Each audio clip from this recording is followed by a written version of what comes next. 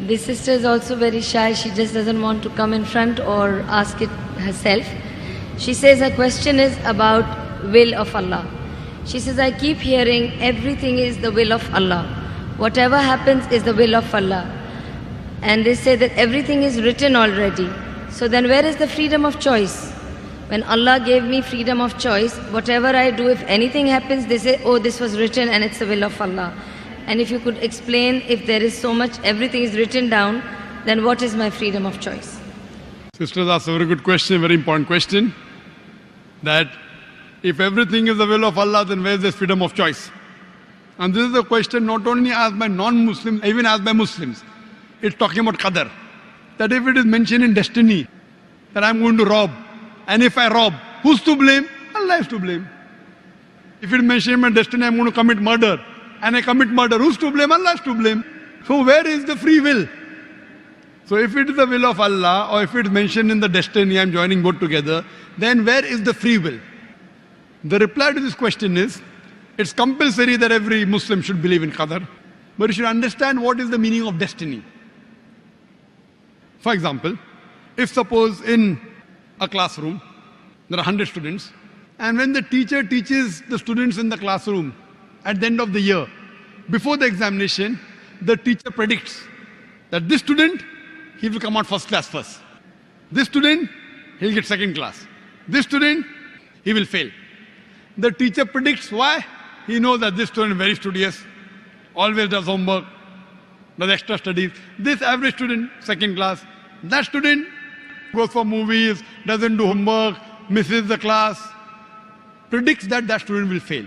Now once the examination takes place, after the results come out, this student gets first class first, this student gets second class, that student fails. I am asking you a question. Can the student who has failed, can he blame the teacher that because you have predicted I will fail, I have failed? Who's to blame? The student or the teacher? Who's to blame, the student or the teacher? The student. The teacher predicted. Who's to blame the student? He did not study, he did not do his homework, he used to go for extra movies. So similarly, Allah subhanahu wa ta'ala has given the human being the free will. Allah has told you what is right, what is wrong, but the choice is yours.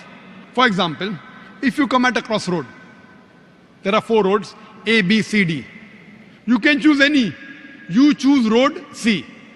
So Allah knows in advance that when you come at crossroad, you will choose road C. So Allah writes, when the person comes at the crossroad, he will choose road C. So it is not because Allah is writing that you are choosing, because you will be choosing, Allah is writing. It is not because Allah is writing that you are choosing road C. It is because you will be choosing road C. Allah is ilm-e-ghaib. He has knowledge of the future. He writes in advance. Now after you choose road C, you come at another crossroad, 5 roads, 1, 2, 3, 4, 5. Like after you pass the 12th standard, you can become engineer, you can become doctor, you can become businessman. You choose to become a businessman. Choice is yours. But Allah knows in advance that after you pass standard 12th, you will choose to become a businessman. It is not because Allah is writing that you're becoming a businessman. Because you wanted to become a businessman, Allah is writing in advance. And what you understand here, that if Allah wants, He can easily change it. For example, if in a classroom, in the mathematics examination, the teacher gives the paper 2 plus 2 is equal to how much? Now why she is supervising? The student writes 2 plus 2 is equal to 5. The teacher will not correct, the teacher can correct. But if the teacher corrects, you will say the teacher is unjust. If teacher says, don't write 5, write 4. All the other students will, this is an examination. Why are you interfering? So if Allah wants, He can change. But because He has given you free will, He is letting you take your decision. So this life is a test for the hereafter.